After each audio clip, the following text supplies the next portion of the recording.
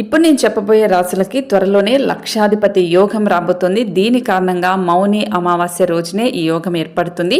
మేషరాశి వాళ్ళకైతే బాగా కలిసి వస్తుంది. అనుకున్న పనులు సాధిస్తారు. ఏ పని చేసినా వీరికి కలిసి వస్తుంది. వ్యాపారాల్లో సంపాదన పెరుగుతుంది, మంచిగా ఉంటుంది. అలాగే మకర రాశి వాళ్ళకి కూడా లక్షాధిపతి యోగం కారణంగా అన్నీ కూడా అనుకూలిస్తాయి. మంచిగా వీళ్ళు ఉన్నత స్థానానికి వెళ్తారు. ఉద్యోగం కోసం ప్రయత్నాలు ఫలిస్తాయి. ఆర్థిక సమస్యలన్నీ కూడా వీళ్ళకి దూరం అవుతాయి. తులారాశి వాళ్ళకు కూడా ఆర్థిక సమస్యలు దూరం అవుతాయి. జీవితంలో చాలా విషయాలను సంపాదించాలనుకుంటారు. తులారాశి జాతకులు ఏ పని చేసినా కలిసి వస్తుంది. అన్ని విధాలా ఇప్పుడు వీళ్ళకు లబ్ధి చేకూరుతుంది. తులారాశి వాళ్ళకి ఈ సమయం అనేది విజయం వర్తించే ఒక సమయం అని చెప్పాలి. కుంభరాశి వాళ్ళకు కూడా లక్షాధిపతి యోగం కారణంగా వ్యాపారంలో రాణించే అవకాశాలు ఉన్నాయి. కుంభరాశి వారు పనిచేసే చోట గుర్తింపు పొందుతారు. ఊహించని ఆశించిన స్థాయిని అందుకుంటారు.